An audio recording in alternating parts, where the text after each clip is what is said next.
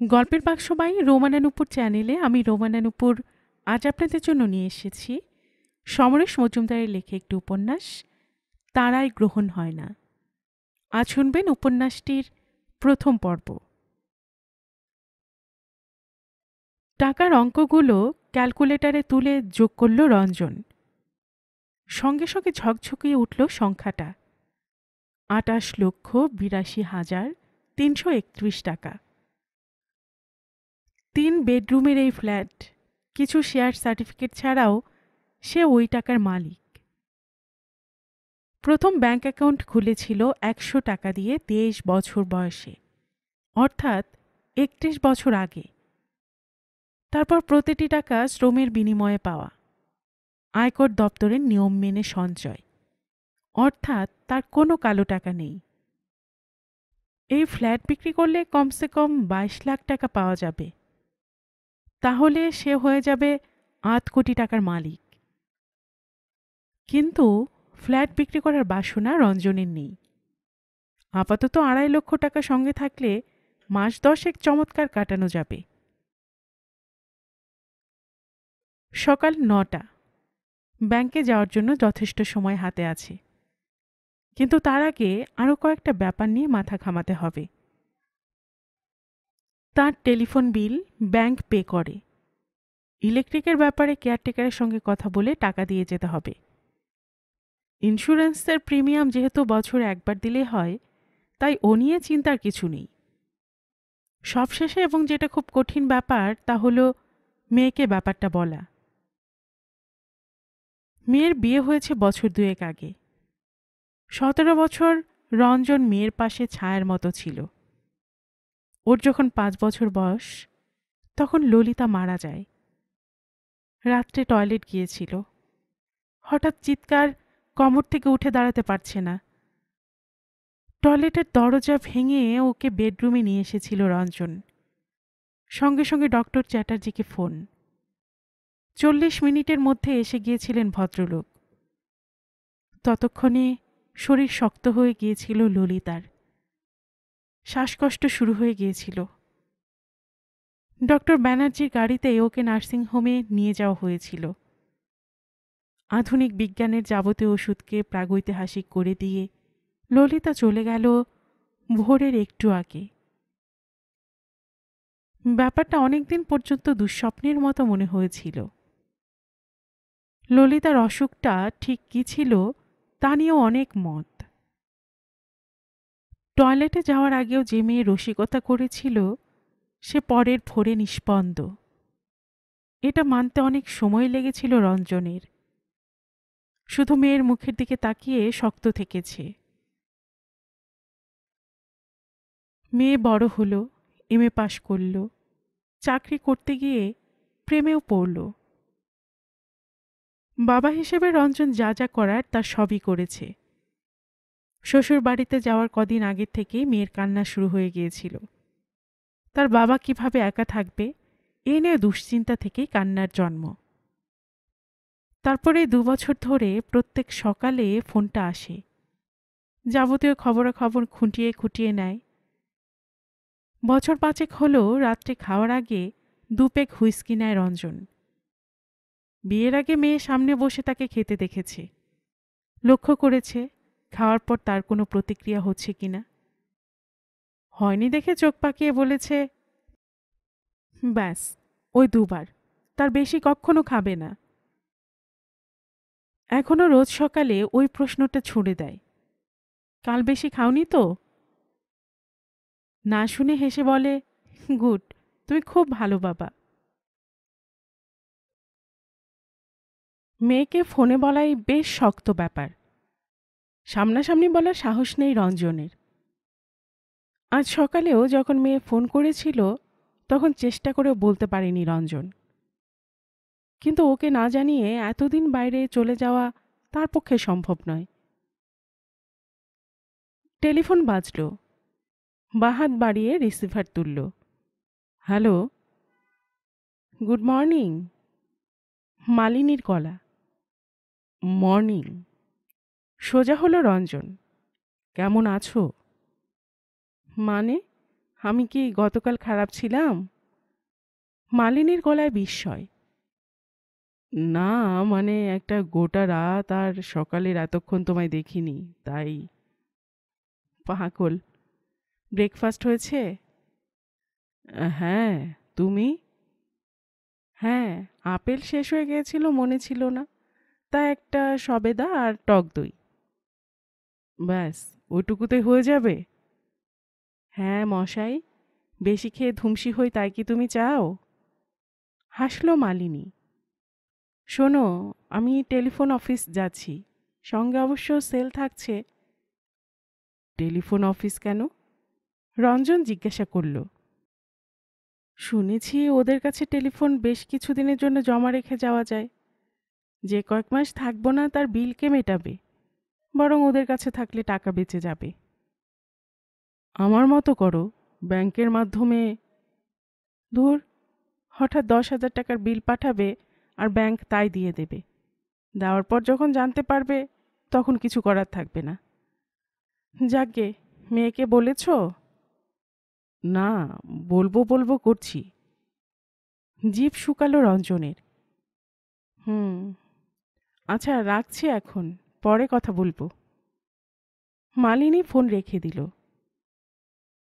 Receiver রেখে মিনিটখানেক চুপচাপ বসে রইল রঞ্জন। সে এখনো বলেনি শুনেই মালিনী চটপট ফোন রেখে দিল কেন? এত অধৈর্য হওয়া কি এ বয়সে মানায়? মিলানের শ্বশুরবাড়ির সবাই বেশ ভালো। জামাই জয়ন্তর তো তুলনাই হয় না। ওর বাবা মা মিলানকে পুত্রবধূ নয়, ঠিক মেয়ের মতো ভালোবাসেন। তাই মেয়ে সম্পর্কে রঞ্জনের কোনো দুশ্চিন্তা নেই। মুশকিল হলো যত বয়স বাড়ছে তত মিলান মায়ের মতো চেহারা পাচ্ছে। এমনকি হাঁটা চলা, কথা বলার ধরন হুবহু এক। আর এইটাই অস্বস্তি বাড়িয়ে দেয় রঞ্জনের। ললিতাকে তো সামান্য কয়েক বছরের জন্য সঙ্গী হিসেবে পেয়েছিল সে। আচমকাও চলে যাওয়ায় দিশেহারা হয়ে যখন মেয়েকে সে আগলাচ্ছে, তখন অনেকেই বলেছিল আবার বিয়ে করতে। কিন্তু বিয়ে করার কোনো তাগিদ রঞ্জন অনুভব করেনি। তখন 30-এর ঘরে। শারীরিক প্রয়োজন ছাড়া অন্য একটি মহিলার সঙ্গে থাকার চেয়ে মেয়ের সঙ্গে থাকা অনেক স্বস্তিকর বলে মনে হয়েছিল। নারী পুরুষের সম্পর্কে শরীর বাদ দিলে যে ভালোবাসা, তার অনেকটাই পুরুষের ক্ষেত্রে স্নেহ দখল করে থাকে। ললিতা কোনো ভুল করে মন খারাপ করলে রঞ্জন তাকে উদারতা দেখিয়ে বলেছে, আহা ভুলে যাও, ওরকম হয়েই থাকে। এটা তো স্নেহেরই অভিব্যক্তি। সেটা উপভোগ করার জন্য মিলান ছিল। আর মিলান যেহেতু তার উপর সব দিক দিয়ে নির্ভর করত, তাই উপভোগের পরিমাণটাও বেড়ে যেত। দ্বিতীয় রমণীকে জীবনে আনার ঝামেলা পোয়াতে চায়নি রঞ্জন। এখন তার এই ফ্ল্যাটে সে একা। সকালে যে মেয়েটি এসে রান্না থেকে সংসারের যাবতীয় কাজ শেষ করে যায়, তার মাস তো ললিতার সময়ে। তাই মেয়েটি প্রায় ঘরের মেয়ে হয়ে গিয়েছে। যাওয়ার আগে ওকে অন্তত 10 মাসের মাইনে আগাম দিয়ে যেতে হবে। ঘড়ি দেখল রঞ্জন। জয়ন্ত এতক্ষণ অফিসে চলে গিয়েছে। ও বাড়িতে 2টো টেলিফোন। মিলানের শোয়ার ঘরের টেলিফোনে ওর সঙ্গে সরাসরি কথা বলা যায়। কিন্তু করে বোতাম টিপল রঞ্জন। রিং হচ্ছে। 3বারের পর মিলানের গলা। হ্যালো। কি করছিস? আস্তে শব্দ দুটো উচ্চারণ করল রঞ্জন। তুমি অনেক দিন বাঁচবে, তোমার কথা ভাবছিলাম। মিলান বলল। হঠাৎ? হঠাৎ কেন হবে? আমি তো প্রায়ই ভাবি। হাসল রঞ্জন। তা ভাবনাটা কিরকম? জয়ন্ত অফিসের কাজে কয়েকদিনের জন্য বাইরে যাচ্ছে, তখন আমি তোমার কাছে গিয়ে থাকব। সারাদিন আড্ডা মারব আর রোজ এক একটা রেস্টুরেন্টে গিয়ে খাবো। মিলান বলল। রোজ বাইরে খেলে শরীর খারাপ করবে, তাছাড়া। থেমে গেল রঞ্জন। প্লিজ বাবা, তুমি এত তাড়াতাড়ি বুড়ো হয়ে যেও না। কিন্তু মা, তোকে আমার কিছু কথা বলার ছিল। রঞ্জন নিজেকে প্রস্তুত করছিল। শুনবো? আমি তো কদিন পরে যাচ্ছি, সামনাসামনি শুনবো। ওহো, বাবা পরে ফোন করব, শাশুড়ি মা ডাকছেন। এখন রাখি, হ্যাঁ? ঠিক আছে। রিসিভার রেখে দিয়ে মাথা নাড়ল রঞ্জন। এত অস্বস্তি হচ্ছে কেন? স্বচ্ছন্দে কেন বলতে পারছে না? মিলান, আমি কয়েক মাসের জন্য বাইরে যাচ্ছি। যদি তাড়াতাড়ি ফিরে আসতে হয় তো এলামই, না হলে 10 মাসের পর আসবই। তারপর তোর সঙ্গে কথা হবে। কোথায় যাচ্ছি এখন জিজ্ঞাসা করিস না, কারণ আমি ভালো করে জানি না। এই কথাগুলো তো এখনই বলা দরকার ওকে। জয়ন্ত বাইরে গেলে ও যদি তার কাছে চলে আসে, তাহলে সমস্যা তৈরি হবে। রঞ্জন স্থির করল আজই বলবে, সন্ধেবেলায়। ব্যাংকে ঢুকে সরাসরি ম্যানেজারের সঙ্গে দেখা করল রঞ্জন। তার 2.5 লাখ টাকা দরকার, পুরোটাই ড্রাফটে। ভদ্রলোক বললেন, নিশ্চয় পেয়ে যাবেন। কার নামে এবং কোন ব্যাংকে তার অ্যাকাউন্ট আছে বললে সুবিধা হয়। আমি কাউকে টাকাটা দিচ্ছি না, কয়েক মাসের জন্য বাইরে যাচ্ছি, প্রয়োজন হবে তখন ড্রাফট ভাঙিয়ে নেব। রঞ্জন বলল, যেখানে যাচ্ছেন সেখানে নিশ্চয়ই আমাদের ব্যাংক আছে। আমি জানি না, কোনো বড় শহর নয়, তাই না থাকাই স্বাভাবিক। তাহলে ট্রাভেলার্স চেকে টাকাটা নিয়ে যান, অনেকগুলো চেক করিয়ে দিচ্ছি, তাতে ভাঙানো সুবিধা হবে, আবার ড্রাফট চার্জ লাগলো না। ম্যানেজার উপদেশ দিলেন। ব্যাপারটা অনেক বাস্তবসম্মত বলে মনে হলো রঞ্জনের। ড্রাফট ভাঙিয়ে অতগুলো টাকা সঙ্গে রাখা যাবে না, আরেকটা অ্যাকাউন্ট খুলতে হবে। এখন ব্যাংকে অ্যাকাউন্ট খুলতে গেলে ছবি দিতে হয়, ওই ব্যাংকে অ্যাকাউন্ট আছে এমন একজনের রেফারেন্স দরকার হয়। যে জায়গায় যাচ্ছে সেখানে এসব জোগাড় করা সমস্যা হয়ে দাঁড়াবে। তার চেয়ে ট্রাভেলার্স চেক নিলে যেমন দরকার তেমনি ভাঙানো যেতে পারে। ব্যাংকে অ্যাকাউন্ট খোলা মানেই সূত্র তৈরি করা। সহকারীদের নির্দেশ দিয়ে ম্যানেজার বললেন, আপনি যাচ্ছেন কোন দিকে? হিমালয়ের একটা নির্জন শহরে যাওয়ার ইচ্ছে আছে। অনেকদিন থাকবেন? কয়েক মাস। কাজকর্ম করব না, পুরোটাই বিশ্রাম। হাসল রঞ্জন। আপনাকে হিংসে হচ্ছে মশাই। শুনেছি রবীন্দ্রনাথের বাবা দেবেন্দ্রনাথ ঠাকুর মাঝে মাঝে হিমালয়ে চলে যেতেন, সেখানে গিয়ে ধ্যান ট্যান করতেন। আপনার মনেও সেই ইচ্ছে আছে নাকি? এখনো নেই, তবে ওখানে গিয়ে কি হবে তা বলতে পারছি না। এই টাকা শেষ হয়ে গেলে চলে আসব, অথবা আমাদের ব্রাঞ্চ আছে এমন জায়গায় গিয়ে সরাসরি চেকে টাকা তুলতে পারেন। এখন কম্পিউটারের সৌজন্যে আপনাদের এই সেবা ব্যাংক করতে পারছে। ট্রাভেলার্স চেকগুলো নিয়ে ব্যাংক থেকে বেরিয়ে এলো রঞ্জন। এরকম যাওয়াকে কেউ সহজভাবে নিতে পারছে না। আসলে আমরা অভ্যস্ত নই বলেই নিতে পারি না।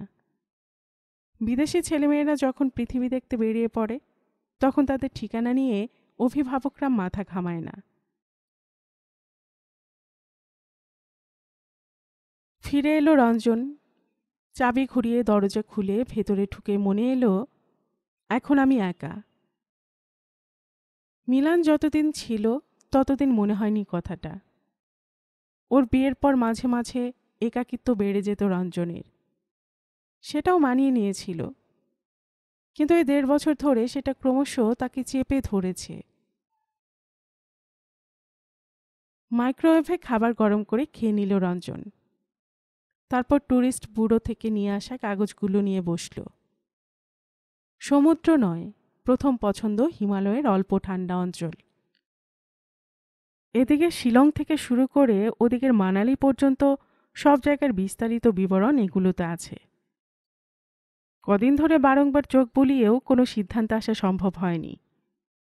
মোটামুটিভাবে স্থির হয়েছে জায়গাটা হবে পাহাড়ি, কিন্তু বেশ ছোট শহর, যেখানে ব্যাংক, পোস্ট অফিস ইত্যাদি আছে। ঠান্ডা থাকবে 10-12 মধ্যে। শহরটায় পশ্চিমের ছোঁয়া থাকলে ভালো হয়। শহরের বাইরে মাইল তিনেকের মধ্যে বাগানওয়ালা বাংলো বাড়ি পাওয়া গেলে চমৎকার। আজ মনে হলো দুটো জায়গা এই যাওয়ার কাছাকাছি আসছে, মানালি আর ডালহৌসি। মানালিতে বাঙালি ট্যুরিস্টদের নিয়মিত যাওয়া আসা। ডালহৌসিতে গিয়েছেন এমন মানুষের সংখ্যা বেশ কম। যাওয়ার ট্রেন দুটো, কালকা মেল আর জম্মু তাওয়াই এক্সপ্রেস। খানিকটা নিশ্চিত হয়ে টিভি খুলল রঞ্জন। উত্তম কুমারের সিনেমা দেখাচ্ছে। অন্তত 10 বার দেখা ছবিটার এখনো আকর্ষণ উত্তম কুমার। একটা লোক সামান্য কেরানি থেকে লড়াই করে করে বাঙালির ইতিহাসে পাকা জায়গা করে নিল, অর্থ, সম্মান এবং ভালোবাসা পেল। এমন একটা ঘটনা সচরাচর ঘটে না। সম্মান বা ভালোবাসা রঞ্জনের কপালে জোটেনি, কারণ সে ওসব পাওয়ার মতো কোনো কাজ করেনি। খুব অল্প পুঁজি নিয়ে শুরু করেছিল ব্যবসা। পুরনো গাড়ি কিনে সারিয়ে বিক্রি করত। তখন এদেশে মারুতি বা অন্যান্য কোম্পানির কথা শোনা যায়নি। মানুষ পুরনো গাড়ি কিনত। সেই থেকে গাড়ি ভাড়া দেওয়ার ব্যবসা শুরু।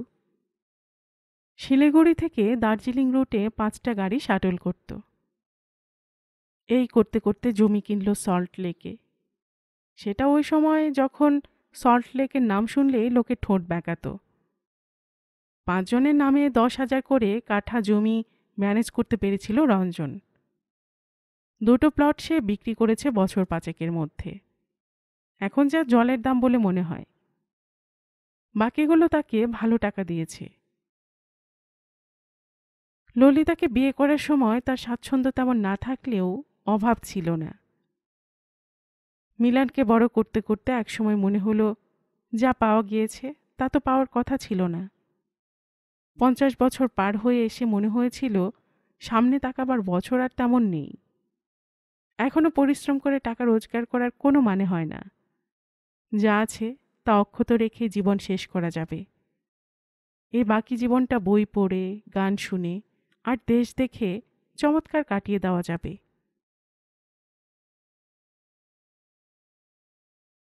সকালে ঘুম থেকে উঠে কেটস আর সাদা শর্টস পরে হাঁটতে বের হয় সে। যেদিন ঘুম থেকে উঠে বৃষ্টি দেখে সেদিন কি আরাম! 8টা অবধি বিছানায় পড়ে থাকা যায়। মর্নিং ওয়াক থেকে ফিরে এসে চা খেতে খেতে মালিনীকে ফোন করে। 2-4টে কথার পর রিসিভার রেখে দিয়ে খবরের কাগজ নিয়ে বসে। সেটা শেষ করতে না করতে মেয়ের ফোন আসে। অন্তত 10 মিনিট ধরে মেয়ে তাকে উপদেশ দিয়ে যায়। বিয়ের পর হঠাৎই যেন বেশ বড় হয়ে গিয়েছে মেয়েটা।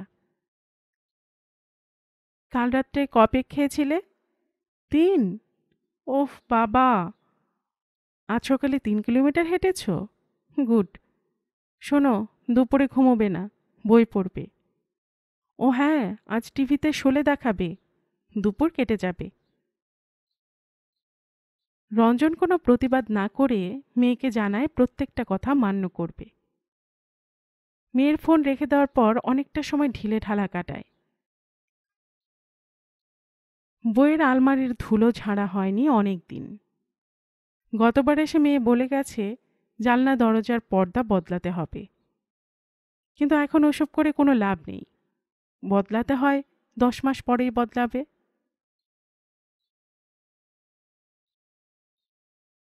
দুপুরের খাওয়া শেষ করে টেবিলে বসল রঞ্জন। এই 10 মাসে তার কী কী জিনিস লাগতে পারে? শার্ট, প্যান্ট, জুতো, চটি থেকে ওষুধ। কোনোদিন কোনো সমস্যা হয়নি, কিন্তু 40 বছর বয়সে একটা ইন্স্যুরেন্স করাতে গিয়ে ইসিজি রিপোর্ট দিতে হয়েছিল। তখন দেখা গেল তার হার্ট সামান্য অস্থির। ভয়ের কোনো কারণ নেই। 40 পার হলে 95 ভাগ মানুষের ওরকম হয়। কিন্তু রোজ সকালে একটা করে ট্যাবলেট খেয়ে যেতে হবে আমৃত্যু। যেখানে যাবে সেখানে যদি ওষুধের দোকান না থাকে, অথবা থাকলেও এই ওষুধ না পাওয়া যায়, অতএব 10 মাসের ওষুধ কিনে নিয়ে যেতে হবে। লিস্টটা বানাতে দুপুর কেটে গেল।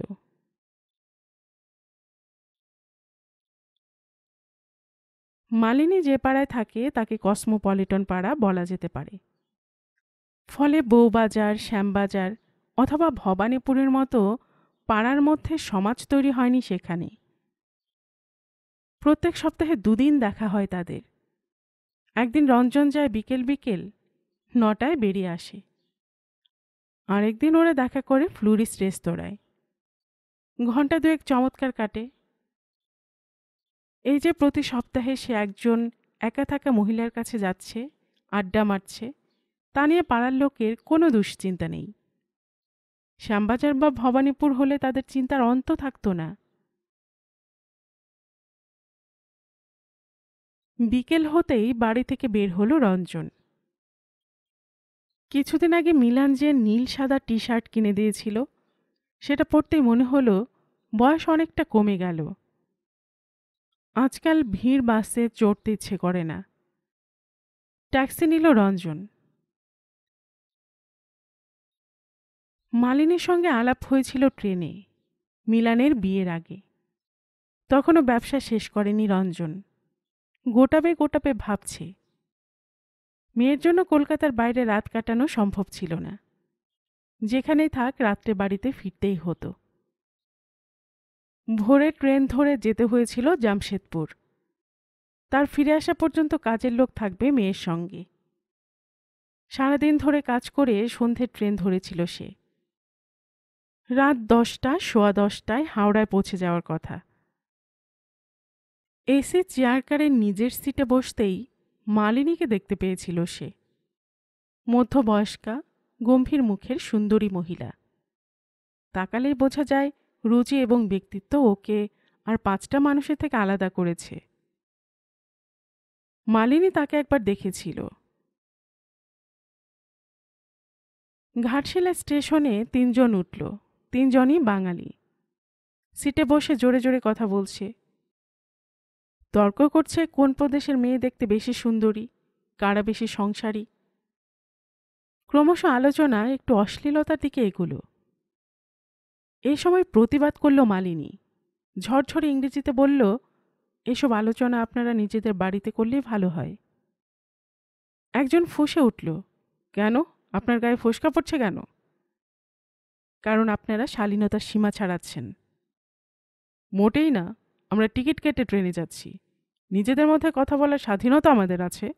আপনাকে তো ডিস্টার্ব করছি না। করছেন। বুঝতে পেরেছি। বাঙালি মেয়েদের ফিগার খুব খারাপ হয়, পাঞ্জাবি মেয়েদের মতো আকর্ষণীয় হয় না বলায় আপনার খারাপ লেগেছে। আরে যা সত্যি তাই বলেছি। আয়নার সামনে দাঁড়ালে নিশ্চয়ই আপনি আমার বক্তব্য মেনে নেবেন। এবার প্রতিবাদ না করে পারেনি রঞ্জন। সেটা করতেই ঝামেলা বাড়ালো ওরা। একা রঞ্জন আর ওরা 3 জন। অন্য যাত্রীরা নির্বিকার মুখে বসে, যেন চোখে দেখছেন না, কানে শুনছেন না। মালিনী তাদের দিকে তাকিয়ে বলল, আপনারা চুপ করে আছেন কেন? এই ভদ্রলোক একা প্রতিবাদ করছেন অন্যায়ের বিরুদ্ধে। তাতেও কাজ হলো না। হাতাহাতি হয়ে যাচ্ছিল। হলে অবশ্য আহত হতো রঞ্জন। কিন্তু সেটা হলো না একজন বিশাল চেহারার সর্দারজির জন্য। 2টো হাত দিয়ে ওদের সরিয়ে দিলেন ভদ্রলোক অনায়াসে। মেশিন গানের গুলির মতো পাঞ্জাবি শব্দ বেরোতে লাগলো তার মুখ থেকে। লোক 3টে হতভম্ব হয়ে গিয়েছিল। নিজেদের সিটে বসতে বাধ্য হলো। সর্দারজি ফিরে গেলেন ওপাশে। ট্রেন চলছিল। রঞ্জন নিজের মনে বলল, এই জন্য ছেলেবেলা থেকেই প্রত্যেক বাঙালির উচিত ব্যায়াম করা। একজন পাঞ্জাবি যা পারেন আমরা তা পারি না। কথাগুলো শুনে মালিনী হাসল। আবার বাঙালি যা পারে তা অন্যরা পারে না। আপনাকে ধন্যবাদ। শুনতে তো আমারও খারাপ লাগছিল, কিন্তু প্রতিবাদ প্রথমে আপনি করেছেন। টুকরো টুকরো কথা চলছিল, যেমন হয়। হাওড়ায় ঢোকার কিছু আগে বোঝা গেল এদিকে বৃষ্টি হচ্ছে। শীততাপ নিয়ন্ত্রিত কামরার ভেতরে বসে থাকলে বাইরের পৃথিবীর চেহারা স্পষ্ট বোঝা যায় না। টয়লেটে যাবে বলে বেরিয়েছিল রঞ্জন। খোলা দরজার ওপাশে প্রলয় হতে দেখল। রেললাইনের দুপাশে জল জমে গেছে প্রচুর। বিদ্যুতের ঝলকানিতে বোঝা গেল। ফিরে গিয়ে খবরটা দিল মালিনীকে। মালিনী বলল, সর্বনাশ, তাহলে কি হবে? ট্যাক্সি পাবো? রঞ্জন বলল, সমস্যা বাড়বে, চলুন দেখি। এত মানুষ হাওড়া স্টেশনে কখনো দেখেনি রঞ্জন। এত রাত্রেও সবাই ঠাসাঠাসি হয়ে রয়েছে বৃষ্টির জন্য। ট্যাক্সিওয়ালা এই সময় আর আইন মানছে না। 40 টাকার দূরত্বে যেতে 400 চাইছে। মালিনীর সঙ্গে একটা ব্যাগ, তার মুখে দুশ্চিন্তা। রঞ্জন জিজ্ঞাসা করল, যদি কিছু মনে না করেন কোন দিকে যাবেন? রিচি রোড, কিন্তু এ অবস্থায় যাব কি করে? বাড়ি থেকে কারো নিতে আসার কথা ছিল? না, সেরকম কেউ নেই। আর থাকলেও রাত 10টার সময় হাওড়া থেকে ট্যাক্সি নিয়ে বাড়ি ফেরার অভ্যেস আমার আছে, কিন্তু এরকম পরিস্থিতি কখনো হয়নি। একজন ট্যাক্সিওয়ালার সঙ্গে দরাদরি করতে গিয়ে কথা গিলে ফিরে এলো রঞ্জন। উন্মাদের মতো টাকা চাইছে লোকটা। সেই সময় হঠাৎ খেয়াল হলো। মালিনীকে বলল, চলুন তো ভেতরে গিয়ে দেখি। ভেতরে গেলে কি পাবেন? মালিনী অবাক। আছে আছে, আসুন না, একটা চান্স। রাত্রের শেষ ট্রেন ধরে পুরী বা আরও দূরে যারা যাবেন তাদের জন্য ট্রেন অপেক্ষা করছে প্ল্যাটফর্মে। যাদের গাড়ি আছে তারা বাইরে না নেমে টিকিট কেটে গাড়ি নিয়ে চলে আসছেন প্ল্যাটফর্মের ধারে। তারা ট্রেনে উঠে পড়তে গাড়ি ফিরে যায় বাড়িতে। রঞ্জন লক্ষ্য করছিল, দুজন প্রৌঢ়া মারুতি ভ্যান থেকে নেমে দাঁড়ালেন। তাদের ড্রাইভার কামরা খুঁজে বের করে মালপত্র সমেত সেখানে তুলে দিল। ড্রাইভারটির বয়স বেশি নয়। এসি কামরায় ওরা ঢুকে গেলে ছেলেটি গাড়ির কাছে ফিরে এলো। রঞ্জন এগিয়ে গেল ওর কাছে। একটা কথা বলবো ভাই। বলুন। ছেলেটা দরজা খুলল। আপনি কোন দিকে ফিরবেন? বেলতলা, ভবানীপুর। আমরা খুব মুশকিলে পড়েছি, বৃষ্টির জন্য ট্যাক্সি পাচ্ছি না, যদি একটু সাহায্য করো। এটা প্রাইভেট গাড়ি, মালিক জানলে আমার চাকরি যাবে। ও, আপনি যাদের ট্রেনে তুলে দিলেন? মালিকের বাবা মা। ওদের অনুমতি যদি নিয়ে আসি? ছেলেটি মালিনীর দিকে তাকালো, একটু ভাবল, তারপর বলল, উঠুন। একে বলে আকাশের চাঁদ হাতে পাওয়া। রঞ্জন মালিনীকে ইশারা করল উঠতে। ওঠার পর বলল, ইনি বেলতলা পর্যন্ত যাবেন, ওখানে নিশ্চয় ট্যাক্সি পেয়ে যাব। আপনাকে রিচি রোডে নামিয়ে আমি ঢাকুরিয়া চলে যাব। চাপা গলায় মালিনী জানতে চাইল, কত দিতে হবে? গলা নামালো রঞ্জন। এখনও কিছু বলেনি। মারুতি ভ্যান ততক্ষণে হাওড়া স্টেশন থেকে বেরিয়ে হাওড়ার দিকে যাচ্ছে। বড়বাজার ছাড়িয়ে ব্র্যাবন রোডে পড়ে ছেলেটা বলল, কিভাবে গাড়ি চালিয়ে এসেছি ভাবতেই পারবেন না।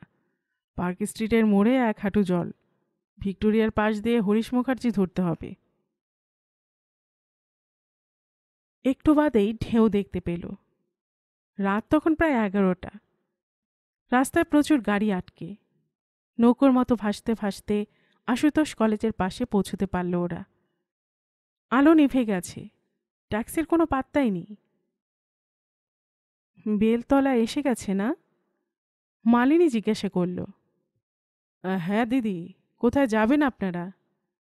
আমি রিচি রোডে। ও, কাছেই, চলুন নামিয়ে দিই।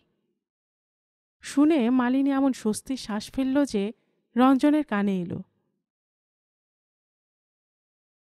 বাঁ দিকে রাখুন ভাই, মালিনী বলল।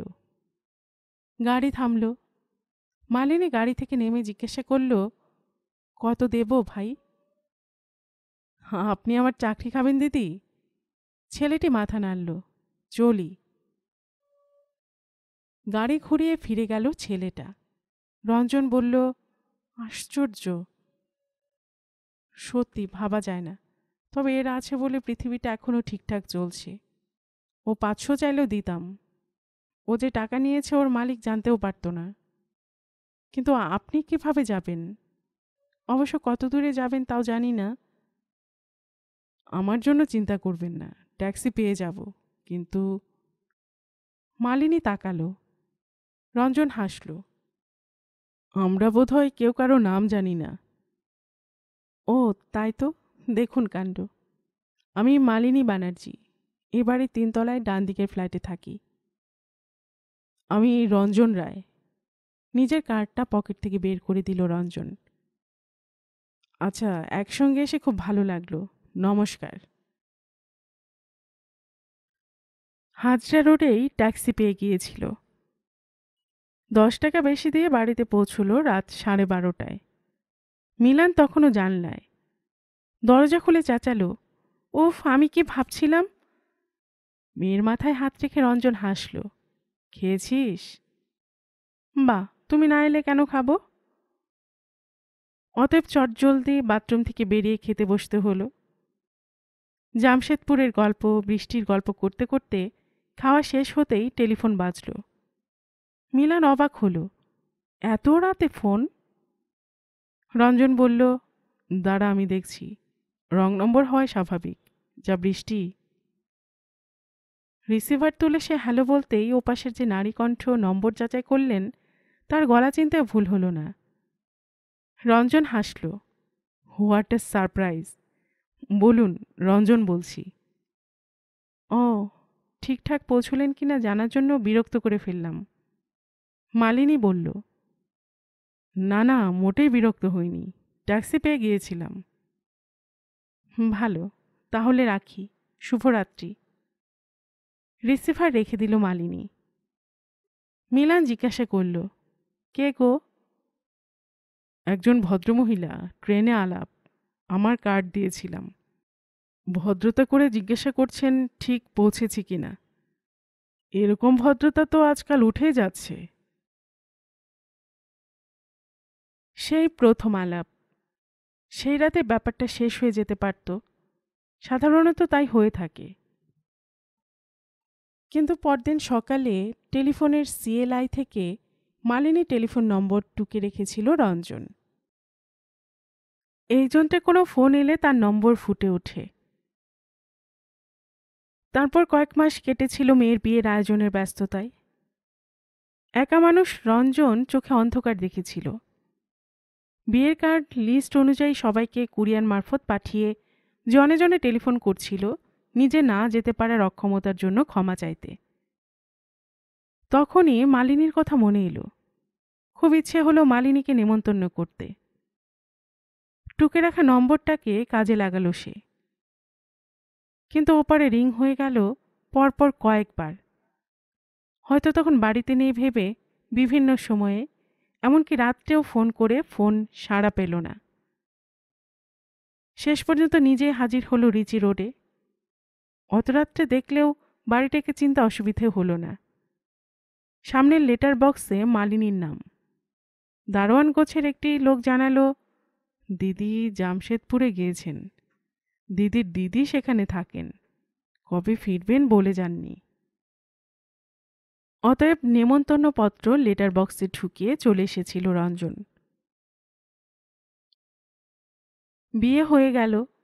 মিলান চলে গেল শ্বশুর বাড়িতে। হঠাৎ এক সকালে বেল বাজল। দরজা খুলে রঞ্জন অবাক। মালিনী দাঁড়িয়ে আছে, হাতে একটা প্যাকেট। আসুন আসুন, উচ্ছ্বসিত হলো রঞ্জন। ক্ষমা প্রার্থী, ফিরে এসে গতকাল কার্ড পেলাম।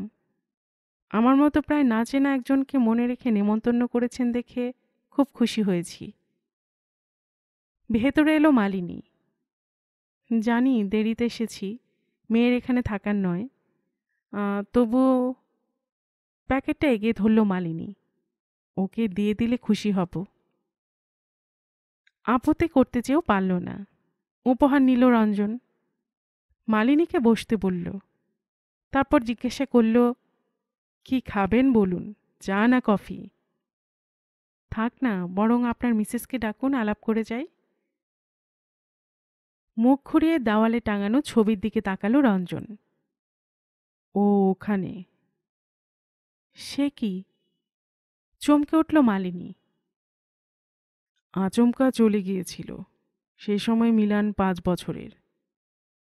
এতকাল ওর সঙ্গে ছিলাম, এখন ও ওর জায়গায় চলে গেল, আমি স্বাধীন হলাম। কিন্তু ওই 4 দিনেই মনে হচ্ছে দম বন্ধ হয়ে আসছে। একা এই ফ্ল্যাটে কিভাবে থাকবো ভাবতে পারছি না। যদিও জানি সময় সব ঠিক করে দেয়, তবু। রঞ্জন কথা শেষ করল না। আধ ঘন্টা ছিল মালিনী।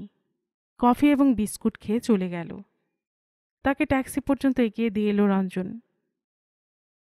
সত্যি বলছি, খুব ভালো লেগেছে আপনি আসায়। ট্যাক্সিতে উঠে মালিনী হাসল। চলি, আবার দেখা হবে। আবার দেখা হবে। 3টে শব্দ যেন অনেক শক্তি জোগালো রঞ্জনকে। দিরাগমনে এসে মিলান প্যাকেট দেখে খুব খুশি। 4টে বই দিয়েছে মালিনী।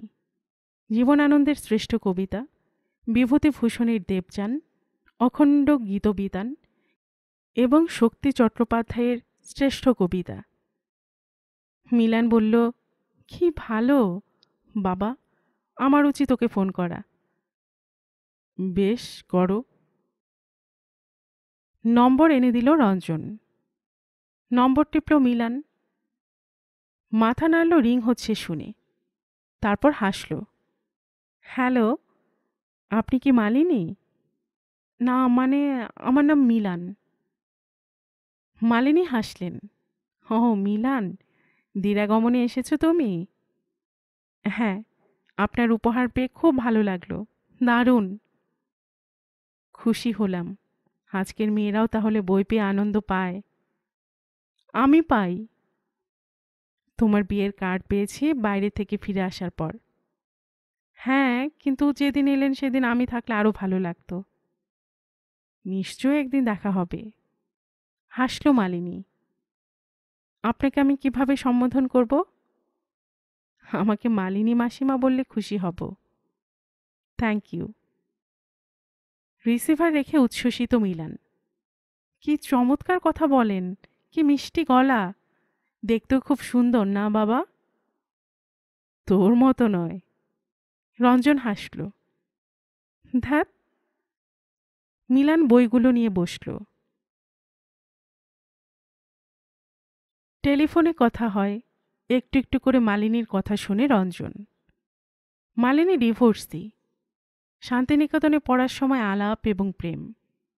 ভদ্রলোক চমৎকার কথা বলতো। অনেক পড়াশুনো ছিল। প্রেম পর্ব চলাকালীন কখনোই মালিনীর হাত ছাড়া শরীরের অন্য কোনো অংশে স্পর্শ করেনি। ভাগ্য ভালো ছিল। পড়াশোনা শেষ করার বছরখানেকের মধ্যেই দুজনে চাকরি পেয়ে গেল। কলকাতার রিচি রোডের বাড়িটা মালিনীর বাবার। বাবা চলে গিয়েছেন কলেজে পড়ার সময়। মা ছিলেন। মা মেনে নিলেন মেয়ের ইচ্ছে। বিয়ের পর মালিনীর বাড়িতেই চলে এলেন তার স্বামী। মাকে একা রেখে কলকাতায় ফ্ল্যাট ভাড়া করে থাকার কোনো মানে হয় না। ভদ্রলোক চাকরি পেয়েছিলেন খবরের কাগজে। সন্ধ্যের পরে চলে যেতেন অফিসে, ফিরতেন ভোরে। রোজই নাকি নাইট ডিউটি থাকত তার। ফিরে এসে বিছানায় যেতেন। মালিনী অফিসে বেড়ে যাওয়ার পর উঠতেন। রবিবার এলেই যেন ভদ্রলোক সমস্যায় পড়তেন। সেদিন হয় তার পেট খারাপ হতো, নয় মাথা ধরত। শেষ পর্যন্ত রহস্য ফাঁস হয়ে গেল। প্রেমিক হিসেবে চমৎকার মানুষটি পুরুষ হিসেবে অক্ষম। আর এই অক্ষমতার কথা তিনি জানতেন তরুণ বয়স থেকেই। কিন্তু মালিনীর প্রতি প্রচণ্ড আকর্ষণ তাকে সত্যি কথাটা প্রকাশ করতে দেয়নি। ভয়ঙ্কর সমস্যায় পড়েছিল মালিনী। চিরকাল শুনে এবং ভেবে এসেছে যে শরীরের চেয়ে মনের মূল্য ঢের বেশি। শারীরিক সম্পর্ক না করেও যদি মনের মিল হয়ে থাকে তাহলে সেটাই তো আনন্দের। কিন্তু দুর্বলতা প্রকাশিত হওয়ার পর ভদ্রলোক সহজ। ঘুমন্ত ঠোঁটে চুমু খেলেন তিনি। সঙ্গে সঙ্গে সমস্ত শরীর মন বিদ্রোহ করে বসল মালিনীর। স্পষ্ট জানিয়ে দিল তার শরীরে আগুন জ্বালিয়েই সরে যেতে পারেন ভদ্রলোক, তাতে তার স্বাদ মিটে যায়। কিন্তু সেই আগুন শরীরে নিয়ে শান্ত হয়ে থাকতে পারবে না সে। একসঙ্গে থাকতে হলে তিনি যেন মালিনীকে স্পর্শ না করেন।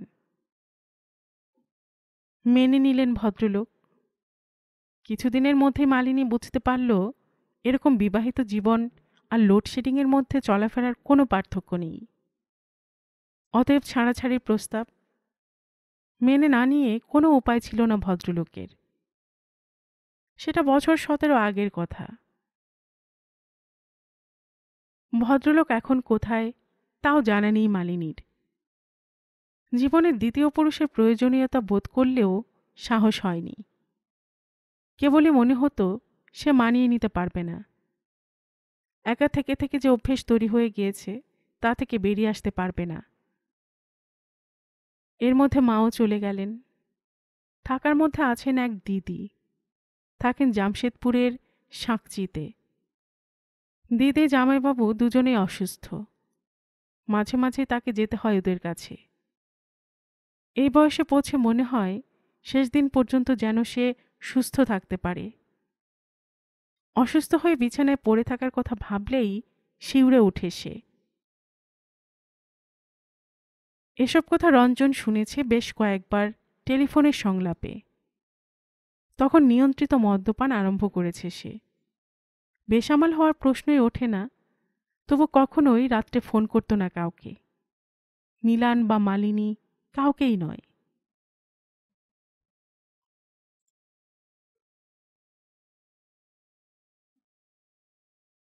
গল্পের বাক্সবাই রোমানানুপুর চ্যানেলে আমি রোমানানুপুর এতক্ষণ আপনাদের পড়ে শোনাচ্ছিলাম সমরেশ মজুমদারের লেখা একটি উপন্যাস তারায় গ্রহণ হয় না এর প্রথম পর্ব। আর এতক্ষণ গল্প পাঠে আমি আপনাদের সাথে ছিলাম রোমানানুপুর। আপনারা যারা গল্পের বাক্স চ্যানেলের গল্প নতুন শুনছেন, আপনাদের সুবিধার্থে একটি বিনীত অনুরোধ, যদি আপনারা আরও এমন উপন্যাস শুনতে চান তবে নিচে সাবস্ক্রাইব বাটনে একটি ক্লিক করে রাখুন ও একটি লাইক করে রাখুন।